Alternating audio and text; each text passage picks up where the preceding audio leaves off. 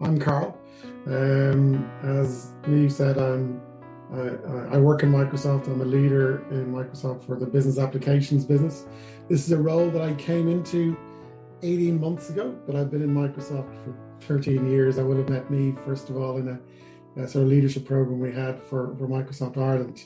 So I came into this role actually, smack bang into lockdown, working remotely, working virtually, running a business across 12 countries. Usually I'd be on a plane, meeting everybody every week. That was my previous role in Microsoft. I looked after public sector in Europe, and I was out meeting. So this is a new challenge. But in terms of leadership and experience, I think I'll anchor it back, Dave, if you don't mind, into sort of an aha moment we had in this art, if that's okay. Whereas I was telling Eve this story, we were on this development program, and I had this aha moment about leadership, which was about finding your inner voice. And everybody talks about authenticity and things like that. And I had this moment because I was talking to Neve about, and the team that were there. And I had this aha moment because I was actually getting voice training to sing. I'm actually what's called a learned extrovert. I'm an introvert.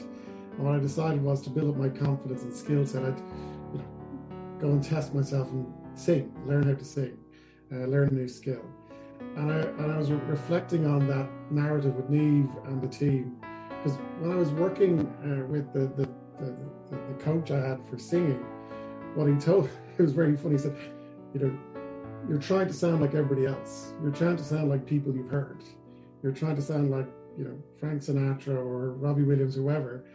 We need to help you find your own voice, your authentic own inner voice. That was a real struggle to learn and to hear. But like once I got that, my confidence and everything else, when it came to singing, shut up.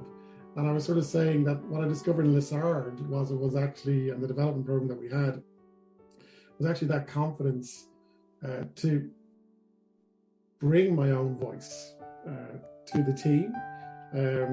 Because when I was in this particular team, and I've been promoted into a team, there's all the dynamics that happen in a team. You've got the senior people, you come in, you feel like a junior partner, but you have a voice and you have to use it in any team. And then what I realized, and I apply it now actually to my own teams, is my job as a leader, I think, is to actually coach and help my team find their inner voice. I'm not asking them to sing, but I'm actually making sure that we're trying to surface their capability and their, what motivates them, what makes them happy, that empowerment capability, whatever it is, but then to foster that as well in the team. So that's just, how I got to where I am.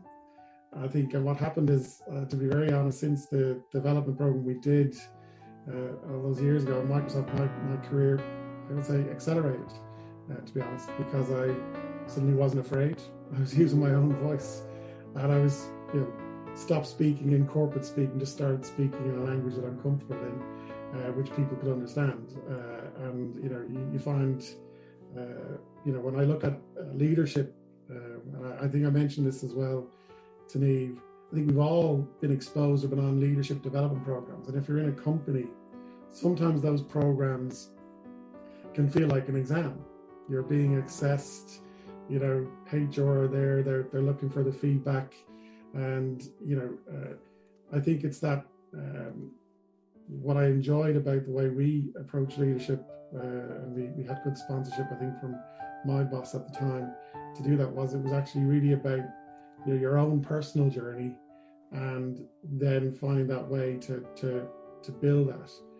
And I think my boss used to always challenge me, it's not about managing people, it's about developing leaders. And if you think about leadership at every level, the world we live in now, you want people who are working more remotely to feel more empowered, yet more included, to drive that. So, that's just a little background. That's why I'm here.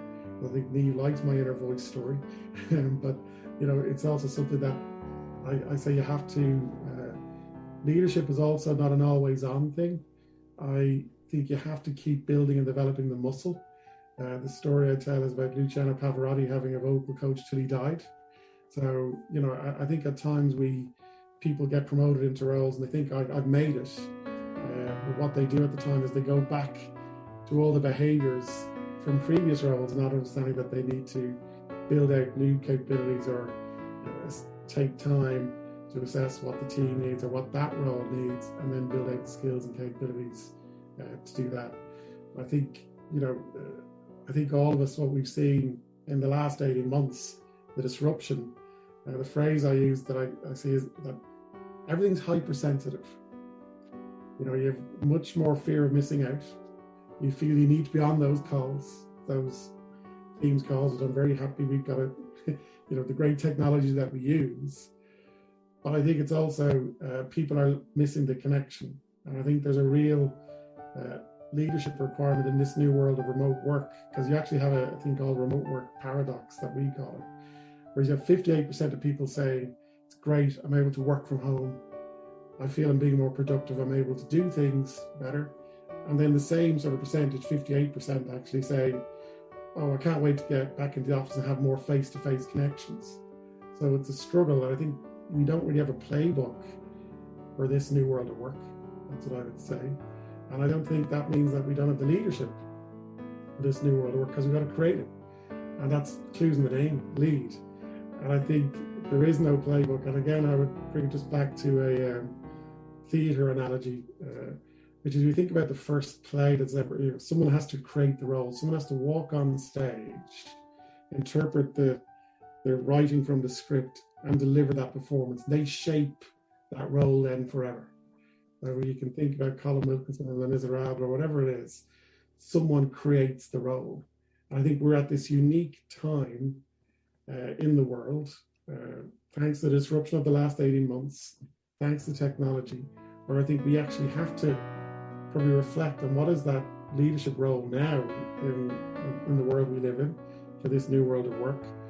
And I think, it's up to us to have a dialogue. And what I learned from joining back in to the dialogue code with me back in April was, as much as I was reflecting on it, everybody else on the call was reflecting on it. And we've seen some of the words that were in the Menti there, people feeling exhausted, stressed, yet also excited, energized. And I think there's this, we are going through this. I think you need a dialogue with peers, both internal and external, in a safe place to help navigate and actually understand what leadership needs to look like. And then have the confidence to step on the stage and try the role out. And then, but make sure it's an authentic role with your true voice, that you're able to inspire the people. And that's what I was that was my realization of the dialogue code.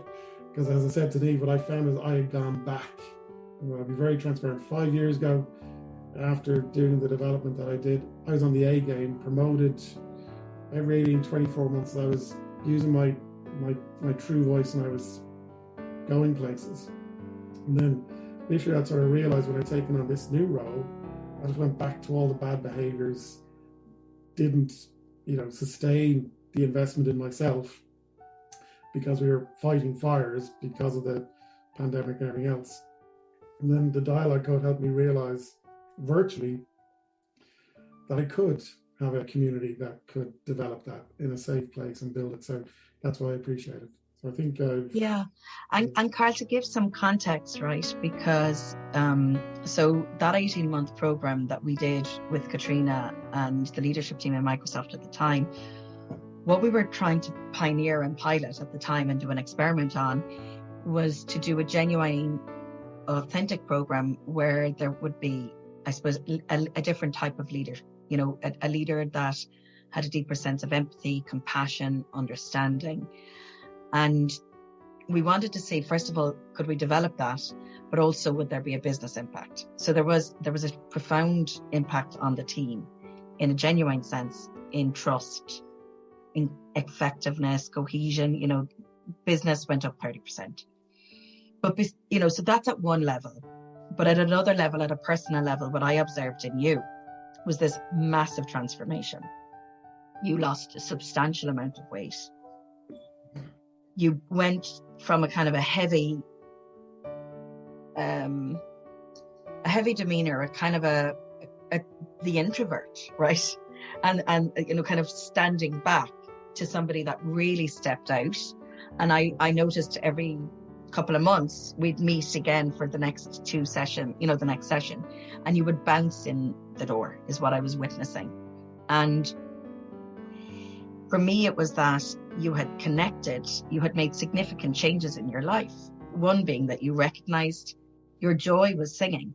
You were never going to be Pavarotti, but you could bring singing into your life. And it was doing something that there was no outcome. Like there was nothing, it wasn't going to get you more money. It was just doing it to honor your heart and to a sense of fulfillment. And it was that simple, but yet it helped you at so many levels. Would you like to talk about that? And I'm interested, what I was very interested was to see, did you sustain that, or did that fall away? And what happened when it fell away? These kind of realizations. So do you want to speak about that? Yeah, so I left that program with high degree of capability and high degree of confidence. I was more confident, but also my capabilities had improved. And as a team, the business, we blew the doors off, to be honest, for 3 years in a row. And I say actually as a team, we developed, and I said I promoted. Did I sustain it? No. Because what happened was when I moved from Microsoft Ireland, I moved into this first international role and being on a plane every week. And it was hard to sort of sustain that sort of focus. You didn't have the team spirit. You didn't have that sort of ability because you're traveling. So the weight came on back, just to be clear, but I did sustain some other stuff. I ended up being brave enough to look after myself in other ways. So I ended up, going on stage in a musical. I ended up winning an All-Ireland RT Drama Award and everything else. So I sustained some of the personal stuff, but I think the professional stuff, I definitely missed the zooming out, let me call it that way. I think we this, ability, as I said, every 2 months to zoom out and just reflect. And I found what I'd lost, and it was only going back to the dialogue code, I started to block time out for myself. Again, to, even I do the little bit of meditation every morning, making time to think, just walk around, think before I, get time to think, preparing for one-on-ones or preparing for presentations, just making time. I think one thing you'll find, I'm not too sure for others, but what we saw in the pandemic was, your time is filled with Zoom meetings. I would say Teams meetings. We're using Zoom today, but your time is filled with Teams meetings, and you have to then, fear of missing out comes in and everything else, and you have to then get the discipline to step back and say no, and to then give that leadership to your teams and that empowerment to your teams to do the same thing. Does that make sense, Steve? Yeah, no, it does. And what I was curious was because there had been such, it had been an 18-month development program, and you had come to the virtual dialogue that we had in April. And I was really curious, firstly, to see was there any value and impact, because there had been a sense that the struggle was nearly like it was a woman's struggle that was emerging on this dialogue, right? It was really emerged, the level of struggle, and I would use the word despair, across executive leaders, and especially the female. And the men tended to be quieter. And I had actually invited a lot more men, and last minute they changed their mind, it didn't come. So there's something interesting about that in its own right, about the permission to do something and take time to reflect, But so Karl, I'd love you to speak to, on that dialogue, what was your realization on the dialogue? And also that I know you made some changes afterwards. I'd love you to talk about that and that impact of that. Oh, on the dialogue, first of all, I think the virtual one, yeah, in April. When the invite came, it did come as that, Karl come in as a, and it was this group of female leaders that were looking, and I was listening to the people on the call, and I was going, I'm going through the exact same challenges. This is not a gender specific thing. I think there's a lot of masks on. in the corporate world. I think a lot of people of all genders have the mask. They feel they need to perform a certain way in this environment. I think you were lucky enough to gather a group that was being honest. And I think, what I left with was like, one, not alone. Yeah, I'm going through this too. It's not a gender thing. And actually from, since then, from talking to other colleagues, it is there. But I think it's hidden and it needs to be surfaced. It comes back to my point about, I think you need the dialogue to surface it. But maybe the dialogue won't happen in your own company. Maybe the dialogue will happen in a network environment to give you the confidence then to bring that dialogue back into your company, is what I would say. So the realization I had was not alone. Validation of, we need to lead on this. And it's not a gender specific thing. It just needs that new style. The changes I made afterwards was to be honest with myself and to be honest with others about the struggle or the challenges in this new world of work, but also to provoke myself in terms of making time to do something about it, and to provoke the conversation within my team and with the customers, with our stakeholders, our customers per se, just in terms of what we can do and will do to help each other through. Does that make sense? Yeah, and doesn't make sense. And what I thought was, what I'd be interested in, you touched on there, of that, when you were at your peak, there was a certain type of leadership style you were doing. So what did that practically look like?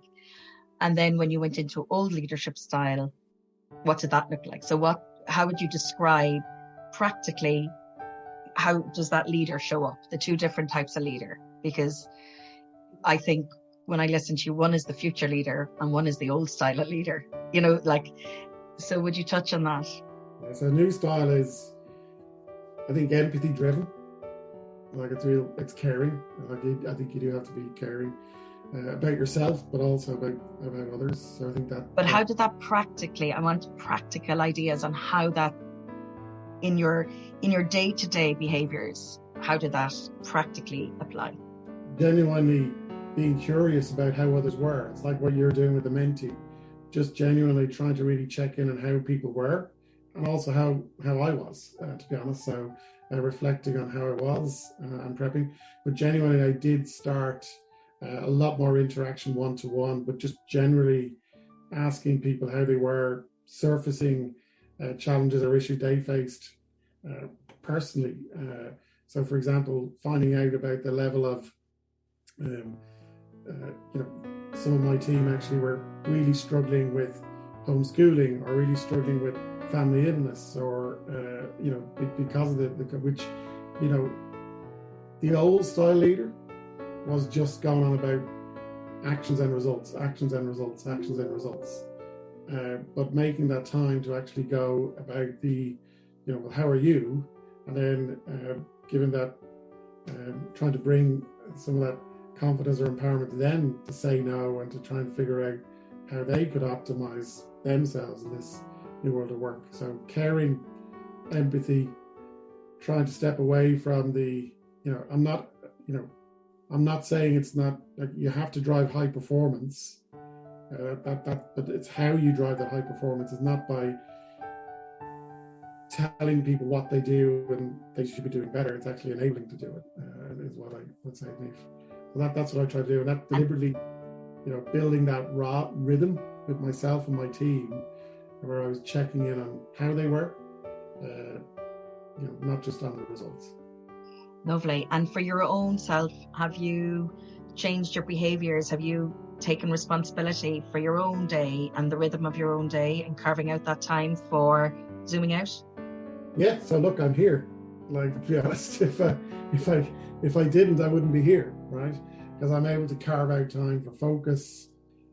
For example, like Niamh, I spent an hour with you last week as well, and it's important to me. So that's why I'm making the time. And I think I've built focus time in my diary. So I've really been, militant on blocking out focus time in my diary every day.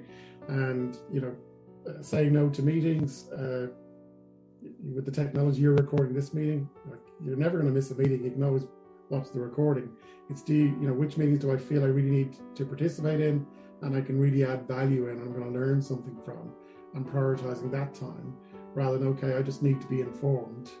So it's like I apply a Raki model to my day. What am I responsible for? What am I accountable for? What do I need to be consulted on? And what do I need to be informed about? And where there's things that I feel I'm really responsible and accountable, I'm going to drive that and lead that. If I need to be consulted and informed, I'll empower others, and they can consult me and inform me. That's the way I'm breaking it down. And I'll just last question before we hand over to the floor. So one of the pieces that has struck me in the community is that very happy to come and have the dialogue here, but there's a nervousness about bringing it back to their organizations and to surface those unspoken issues. There's a fear of, well, our leadership team doesn't have the capacity to build that trust. Our team is way too toxic, or our organization is way too toxic, and it's too difficult and too challenging, and there's fear. And we've started talking about how we're going to do some ideas with your team. But I'd like you to comment on that, and then you also had very clear insights around that we need to bring change in community to find the courage to do it. And I think it is spot on. So if you'd like to speak to that. It's funny, we had done the dialogue code in April, just to be very transparent. And I was on a leadership call at Microsoft. I'm one of sort of 70 leaders in Western Europe. So we were what's called the people leaders, looking after 4,000 people. And our boss, came on and was talking about psychological safety. I'm not sure if you read the book, Psychological Safety. We need to drive it. And I was trying to think the book and everything else has a workshop. But actually we need to foster the dialogue and to build that. So that's where I joined the dots into what we were talking about doing potentially with my team lead was, someone showing up said, hey, we need psychological safety, read the book or whatever else. You need the dialogue. You need to be able to foster and surface the dialogue with your team. You can't just turn up as a leader, we can read all the books we want. I think there's a level of facilitation that needs to be done. And I think, what you need, I think the reason why I mentioned the community, I think it's that, we've all done networking, we've all done mentoring probably. This is a network effect. It's actually building that network effect from getting confidence, being able to, talk about how we're going to land this, what do we need to do, and then that gives you the confidence to step on the stage and do it, is what I would say. So it's like a workshop approach is what I envisage with the community. And again, if I bring it back to the stage analogy, no one just turns up and presents a show. They workshop it first. Someone has an idea, then they workshop it, and it goes through various iterations. Join us for Truth Talks at www.thedialoguecode.com.